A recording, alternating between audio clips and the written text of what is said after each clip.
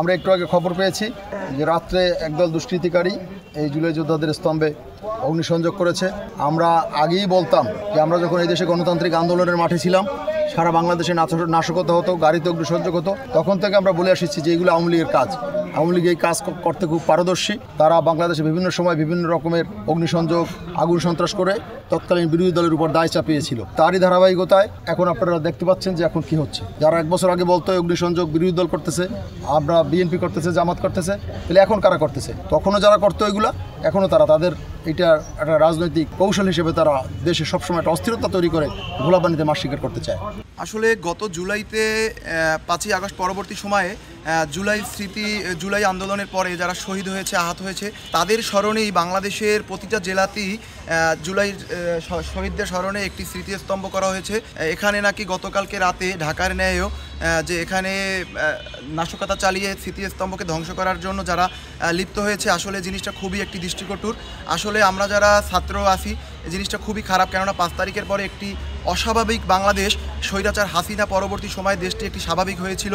সে সময় যেহেতু এরকম একটা অস্বাভাবিক কাজ হয়েছে, নাশকতা হয়েছে, জিনিসটা আমরা এর বিরোধিতা করছি এবং আমি চাবো যেন আমাদের পুলিশ অফিসাররা, আইন শৃঙ্খলা রক্ষাকারী বাহিনী এই বিষয়ে অতি দ্রুত ব্যবস্থা নিক। এটাই আমাদের সাধারণ শিক্ষার্থীদের চাওয়া।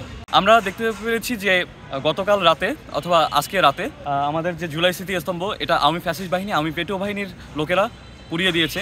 আমরা দেশের অন্যান্য জায়গায় দেখেছি। তবে পিরোজপুরের কথা আমি বলি, পিরোজপুরে কাউকে ছাড় দেওয়া হবে না ইনশাল্লাহ। পিরোজপুরে যারা এর সাথে সম্পৃক্ত ছিল এবং যারা এই কাজ করেছে, তাদের প্রত্যেককে আইনের আওতায় আনা হবে এবং তাদেরকে সর্বোচ্চ শাস্তি দেওয়ার ব্যবস্থা করা হবে ইনশাল্লাহ। এই সম্পর্কে অবগত হই এবং আমাদের দাবি হচ্ছে গিয়ে আমাদের জুলাই হচ্ছে আমাদের অস্তিত্ব। আর আমাদের জুলাই স্মৃতিস্তম্ভে আপনারা দেখতে পাচ্ছেন যে আগুন দিয়েছে। আমরা চাই যারা হচ্ছে এই দুষ্কৃতকারী, তাদেরকে আইনের আওতায় আনা হোক এবং এই জাতীয় যে অনৈতিক যে ঘটনাটা ঘটিয়েছে, তাদেরকে শাস্তির দাবি জানাচ্ছি। সকালেই শুনে এইমাত্র আমি চলে এসেছি এখানে আমাদের পুলিশ দায়িত্বরত ছিল গতকাল রাত 8টা থেকে, এবং আপনারা দেখছেন সকাল 8টা থেকেও আরেক পার্টি ডিউটি শুরু করেছে। পুলিশ 3:30টার সময় সদরের অফিসার ইনচার্জ সে এসেছিল, এখানে এসে পুলিশ সদস্যের সাথে কথা বলে গিয়েছিল। তখনও ঠিক ছিল। ভোর রাতের দিকে কে বা কাহারা এখানে আগুন দিয়ে যায়।